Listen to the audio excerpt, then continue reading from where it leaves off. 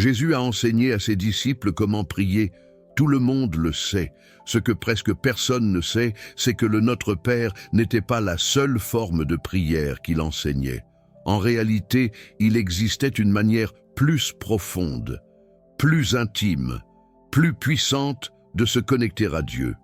Une manière que Jésus pratiquait seul, à l'aube, loin de ses disciples, loin des foules. Une manière que Padre Pio a découverte et pratiquée pendant plus de 50 ans. Aujourd'hui, je vais vous révéler cette manière, non pas parce que je l'ai inventée, non pas parce que je l'ai lue dans un livre de développement personnel spirituel, mais parce que Padre Pio a laissé des écrits, parce qu'il l'enseignait à ses enfants spirituels les plus proches, et parce que les fruits de cette prière sont visibles dans la vie de tous ceux qui la pratiquent. Avant de continuer, je dois vous mettre en garde. Ce que je vais vous enseigner ne remplace pas les prières traditionnelles de l'Église, le Notre Père, le Je vous salue Marie, le rosaire, tout cela reste valide et puissant. Ce que je vais vous enseigner est quelque chose de plus. Une couche plus profonde de prière que peu connaissent, une forme de prière que Jésus réservait aux moments les plus importants. Padre Pio avait une expression qu'il utilisait fréquemment. Il disait « Il y a des prières qui montent jusqu'au plafond. Et il y a des prières qui traversent le ciel. La différence entre l'une et l'autre ne réside pas dans les mots, elle réside dans le cœur, elle réside dans la manière dont vous vous placez devant Dieu. » Pour comprendre cette manière de prier de Jésus, nous devons revenir aux évangiles, pas aux textes les plus connus, mais aux détails qui passent inaperçus. Marc, chapitre 1, verset 35, dit « Au début du jour, alors qu'il faisait encore très sombre, Jésus se leva, sortit et s'en alla dans un lieu désert où il se mit à prier. » Ce verset semble simple, mais il cache une révélation profonde. Jésus n'est pas allé prier après le café du matin. Il n'est pas allé prier quand il lui restait du temps. Il s'est levé à l'aube, alors qu'il faisait encore très sombre. Cela signifie que la prière n'était pas un complément à sa journée. C'était la fondation, c'était la première chose. C'était la base sur laquelle tout le reste se construisait. Padre Pio faisait exactement la même chose. Il se réveillait à 3 heures du matin tous les jours. Non pas parce que quelqu'un l'obligeait, non pas parce que c'était une règle du monastère, mais parce qu'il avait découvert ce que Jésus savait, que les heures avant l'aube sont différentes de toutes les autres. Il l'expliquait ainsi, pendant la journée, le monde est éveillé. Il y a des millions de pensées, des millions de mots, des millions de désirs qui traversent l'air. C'est comme essayer d'entendre un chuchotement au milieu d'une foule qui crie. Mais à l'aube, quand le monde dort, le silence s'ouvre. Et dans ce silence, la voix de Dieu devient claire. Mais ce n'était pas seulement l'heure qui importait, c'était aussi le lieu. L'Évangile dit que Jésus est allé dans un lieu désert. Il n'est pas allé au temple, il n'est pas allé à la synagogue. Il est allé dans un lieu où il n'y avait personne, un lieu de solitude absolue. Padre Pio avait son lieu désert à l'intérieur du monastère. C'était une petite chambre dans le grenier, sans fenêtre, sans meubles, seulement un crucifix au mur et un coussin sur le sol pour s'agenouiller. Il appelait ce lieu « mon désert ». Et c'est là qu'il rencontrait Jésus à toutes les aubes. Il y a une histoire qui illustre l'importance de ce lieu. En 1945, le monastère de San Giovanni Rotondo a eu besoin de rénovation. Pendant quelques semaines, Padre Pio n'a pas eu accès à sa chambre de prière dans le grenier. Il a été obligé de prier dans la chapelle commune, avec les autres frères. Pendant ces semaines, Padre Pio est devenu visiblement perturbé. Il ne parvenait pas à atteindre la même profondeur de prière. Il n'avait pas les mêmes expériences. Il a confié à un confrère « C'est comme si Dieu avait déménagé. Je sais qu'il est partout, mais dans cette chambre, je le rencontrais d'une manière spéciale.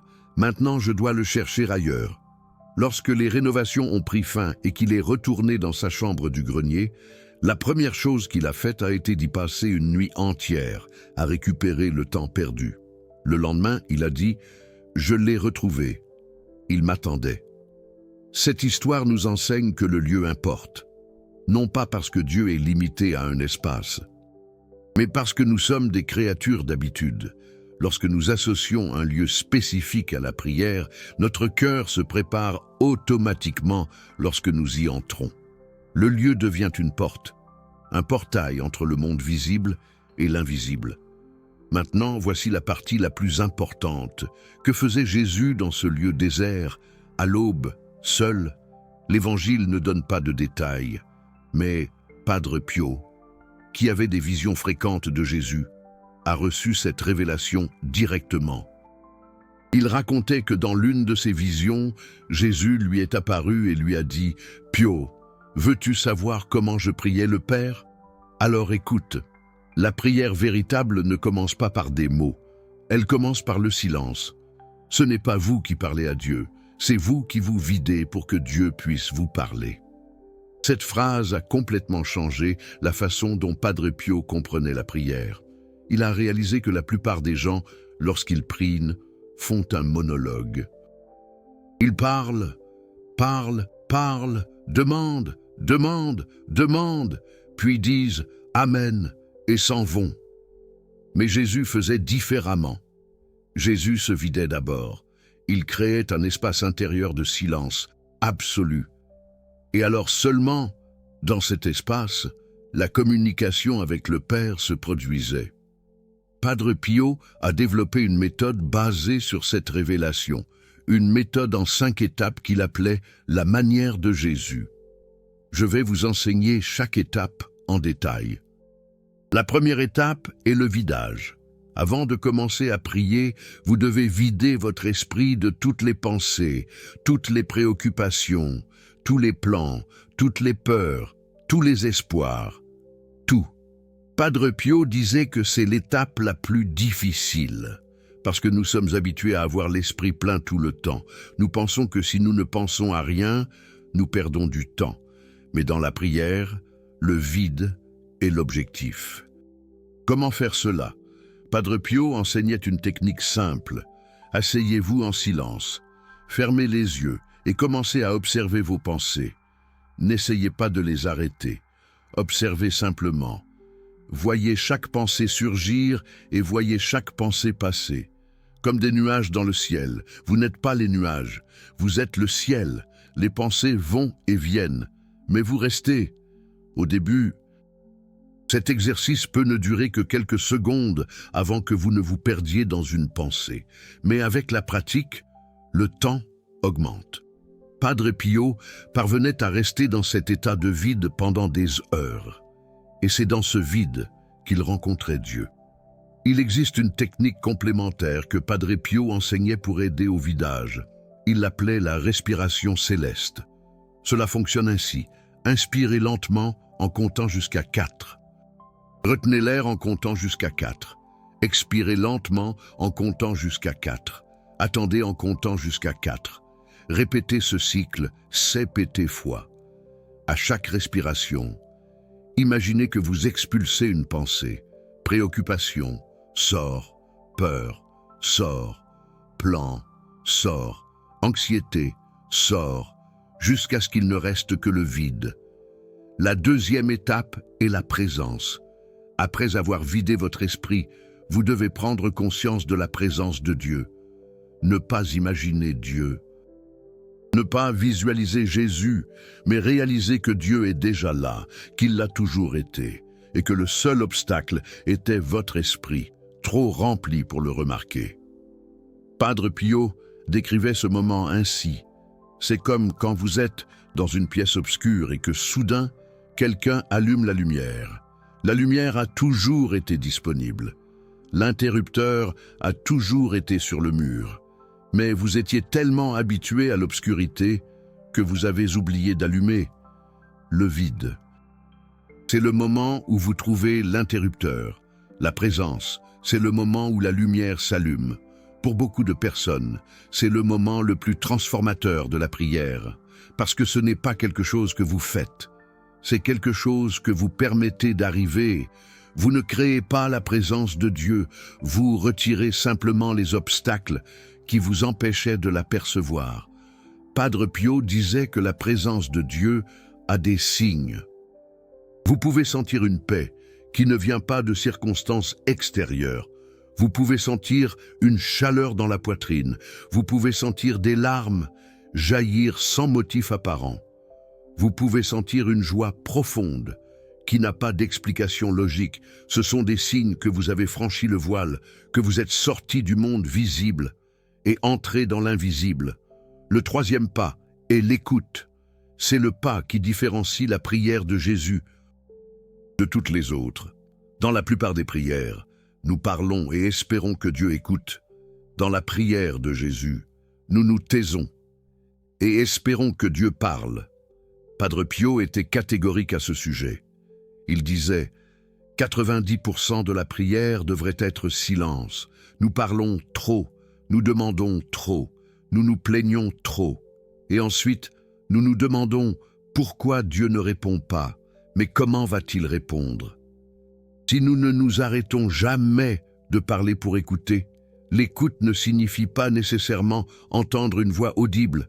Bien que Padre Pio en entendait parfois, cela signifie être ouvert à toute forme de communication que Dieu choisit d'utiliser.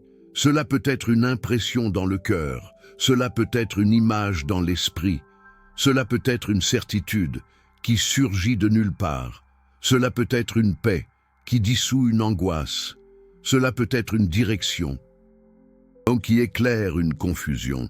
L'important est d'être disponible. Padre Pio disait que beaucoup de chrétiens traitent Dieu comme un fonctionnaire. Ils lui livrent la liste de leurs requêtes et s'en vont sans attendre de réponse. Mais Dieu n'est pas un fonctionnaire. Dieu est Père, et les pères veulent converser avec leurs enfants, pas seulement recevoir des listes de courses. Il y a 3 types de réponses que Dieu donne habituellement dans la prière silencieuse. Selon Padre Pio, la première est la parole, une phrase qui surgit dans le cœur avec une clarté inhabituelle. Vous savez que ce n'est pas vous qui l'avez pensée, elle vient d'ailleurs. La deuxième est l'image. Une scène qui apparaît dans l'esprit, généralement symbolique, qui répond à une question que vous aviez. La troisième est la sensation, une paix, une joie, une certitude, qui répond oui ou non à quelque chose que vous étiez en train de discerner. Le quatrième pas est l'abandon. Après avoir fait le vide, perçu la présence et écouté, vient le moment d'abandonner. Mais pas abandonner des requêtes, abandonnez vous-même, abandonnez votre volonté, abandonnez vos plans, abandonnez votre avenir. Jésus a fait cela à Gethsémani de façon dramatique. Il a dit « Père, si c'est possible, éloigne de moi cette coupe. Toutefois, que ce ne soit pas comme je veux, mais comme tu veux. » C'est le modèle parfait de l'abandon. Jésus avait un désir humain, ne pas souffrir, mais il a abandonné ce désir au Père. Il a dit, en essence, « Ma volonté dit une chose, mais ta volonté est plus importante. » Padre Pio pratiquait cet abandon tous les jours. Il disait, « Chaque aube, je place ma vie dans les mains de Dieu, comme une feuille blanche, et je dis, écris ce que tu veux, fais de moi ce que tu veux, utilise-moi comme tu veux. Je n'ai pas de plan propre, j'ai seulement la disponibilité pour tes plans. C'est libérateur et terrifiant. En même temps, libérateur, parce que vous n'avez plus besoin de porter le poids de tout contrôler. Terrifiant, parce que vous perdez le contrôle. Mais Padre Pio garantissait, celui qui abandonne sa vie à Dieu ne le regrette jamais. Celui qui tente de contrôler sa propre vie le regrette toujours. L'abandon a un signe clair, selon Padre Pio. Quand vous abandonnez vraiment, l'anxiété disparaît. Si vous êtes encore anxieux concernant le résultat, vous n'avez pas encore abandonné.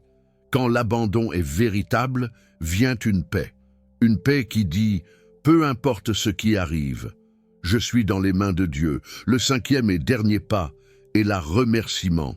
Et c'est ici que la prière de Jésus diffère le plus radicalement des prières communes. La plupart des gens remercient après avoir reçu. Jésus remerciait avant de recevoir. Dans l'évangile de Jean, chapitre 11, quand Jésus va ressusciter Lazare, il dit « Père, je te remercie parce que tu m'as entendu. Lazare était encore mort. Le miracle n'était pas encore arrivé.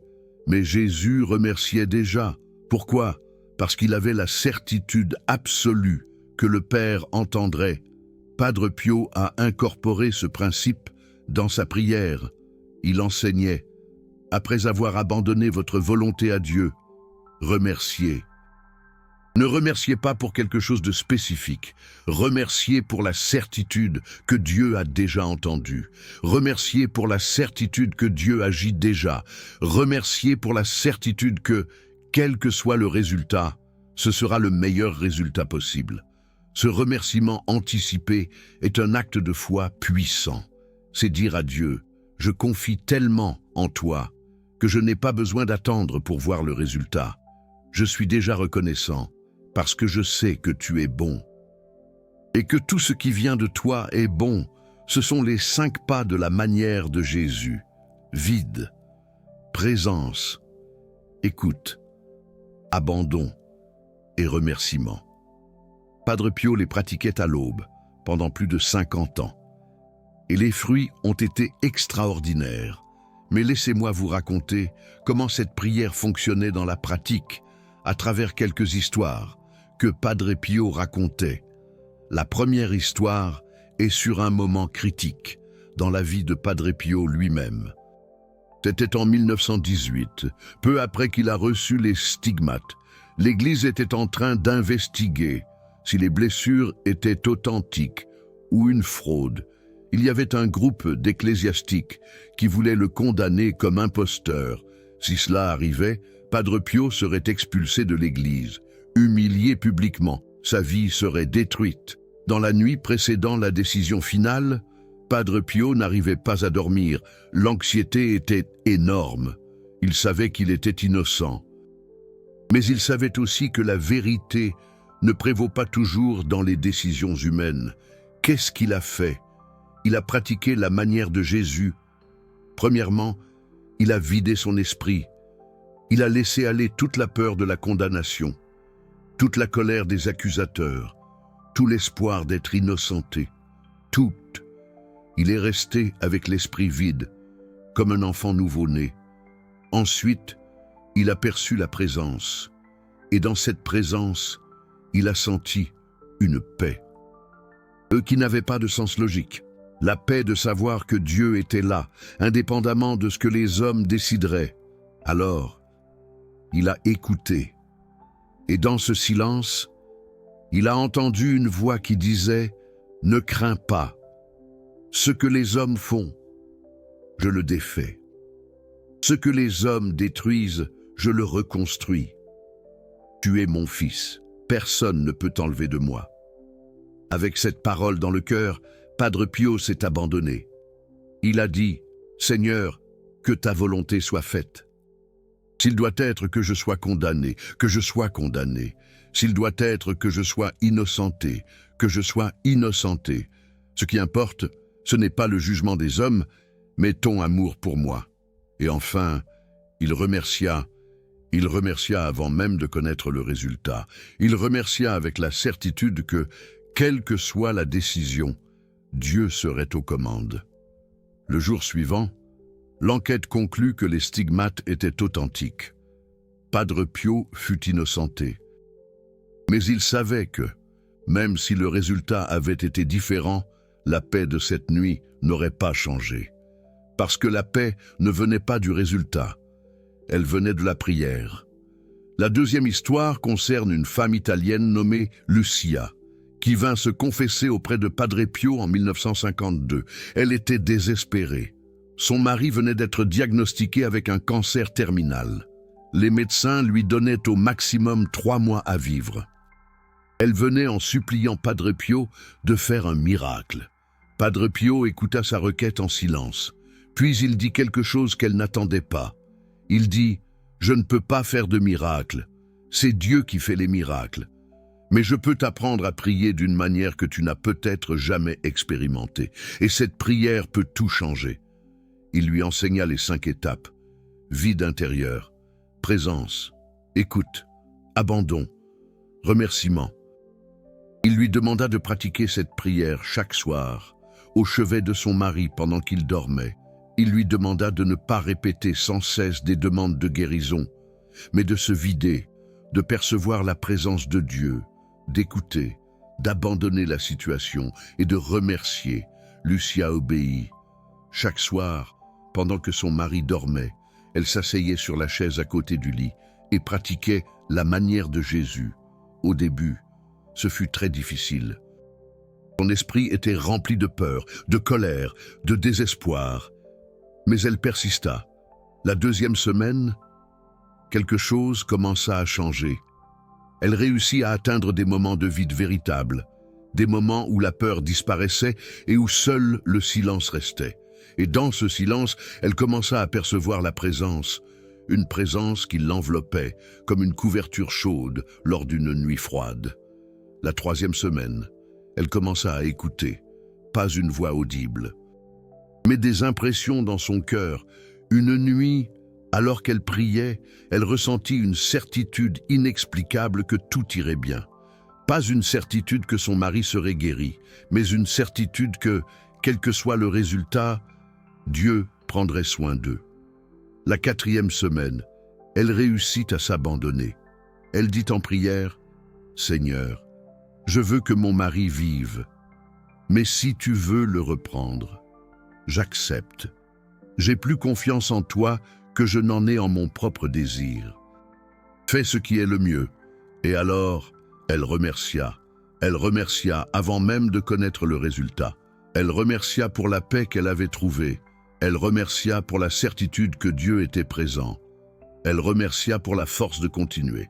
Le mari de Lucia ne mourut pas en 3 mois. Il vécut encore 22 ans. Les médecins ne purent jamais l'expliquer. Le cancer disparut tout simplement. Était-ce un miracle? Lucia croyait que oui. Mais elle disait toujours, le plus grand miracle ne fut pas la guérison de mon mari. Ce fut la transformation qui s'opéra en moi pendant ces nuits de prière. J'ai trouvé un Dieu que je ne connaissais pas. Un Dieu qui était si proche que je pouvais sentir sa respiration.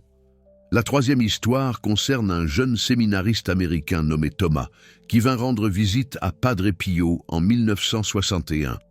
Il traversait une crise vocationnelle. Il ne savait pas s'il devait continuer au séminaire ou tout abandonner. Il avait des doutes sur la foi, sur Dieu, sur lui-même.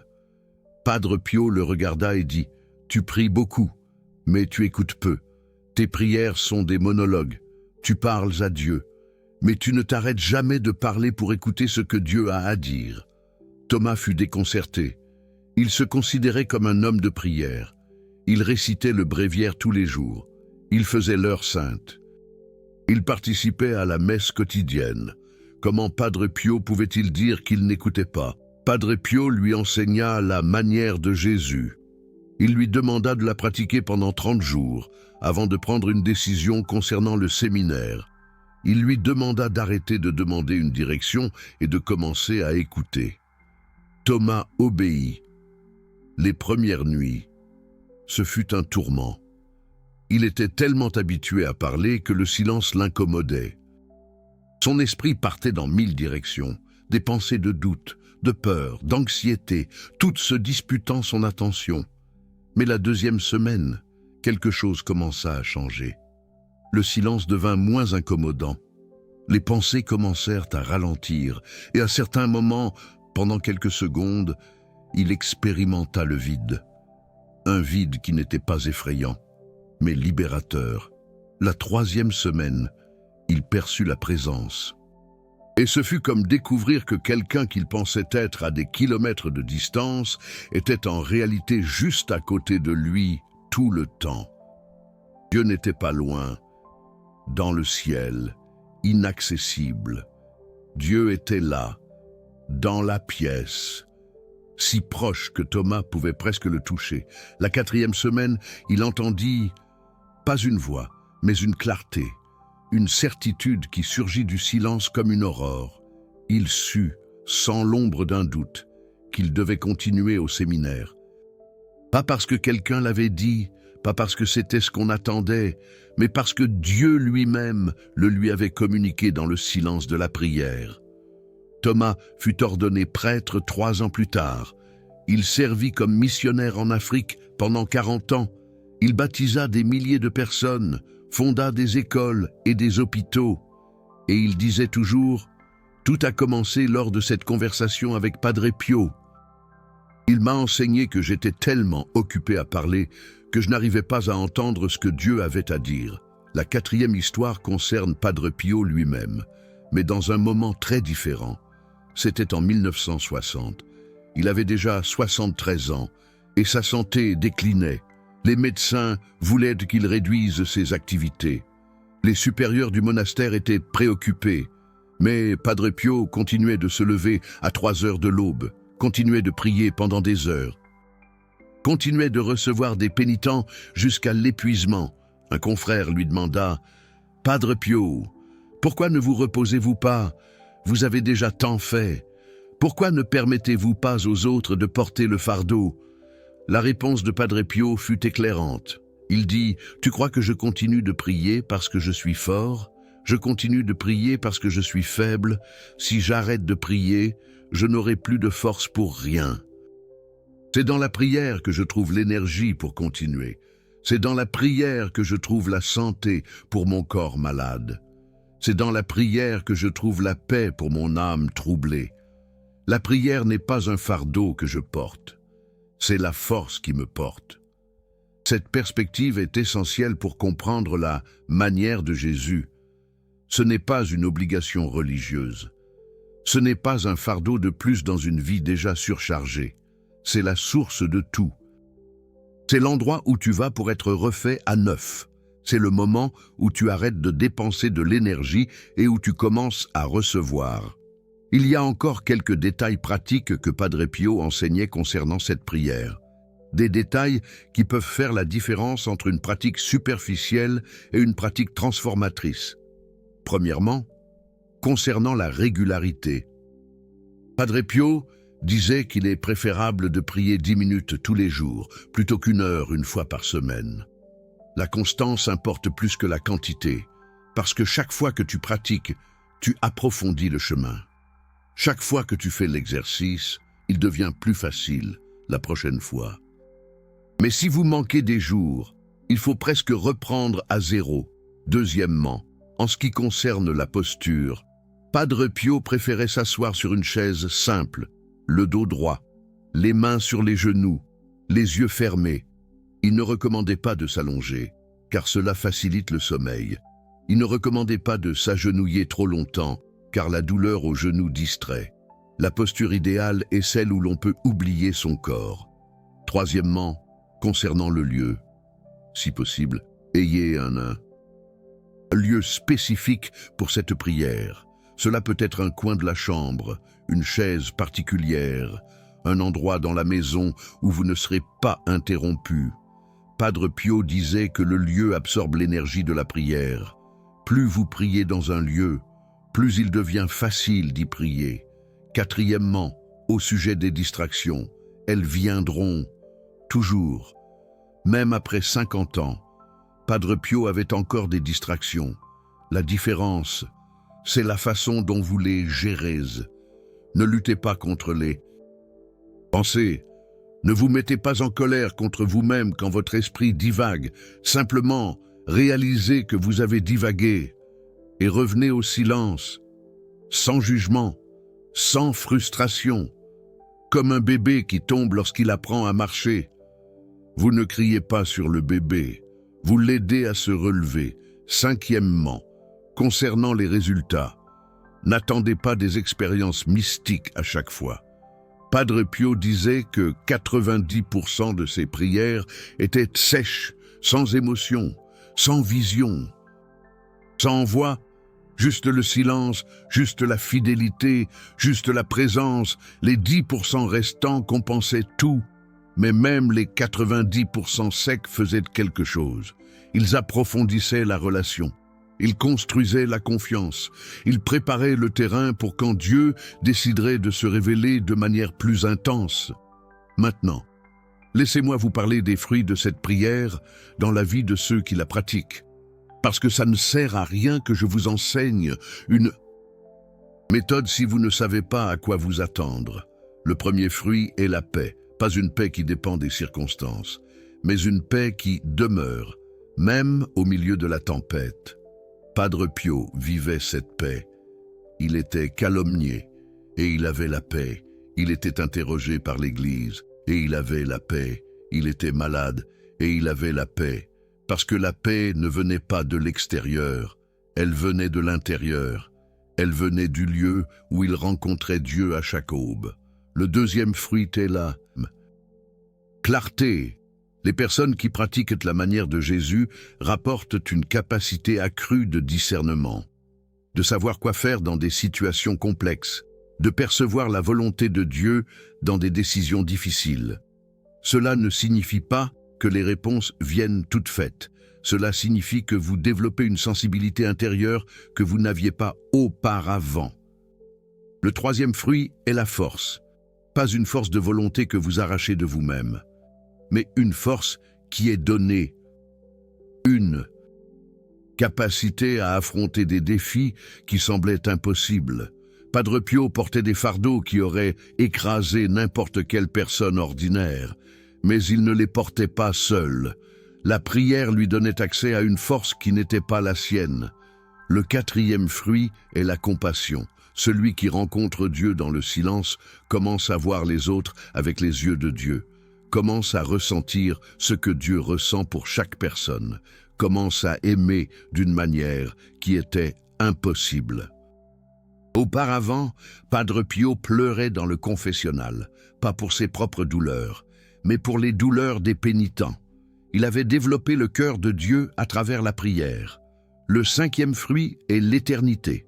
Cela peut paraître étrange, mais celui qui pratique cette prière commence à perdre la peur de la mort, commence à percevoir que la vie ne se termine pas dans la tombe, commence à avoir des aperçus de ce qui existe au-delà. Padre Pio parlait de la mort avec naturel, presque avec joie, parce que pour lui, mourir n'était pas perdre la présence de Dieu, c'était rencontrer pleinement le Dieu qu'il rencontrait déjà partiellement à chaque aube. Il y a une cinquième histoire que je dois raconter, une histoire qui illustre comment la manière de Jésus peut transformer non seulement des individus, mais des familles entières.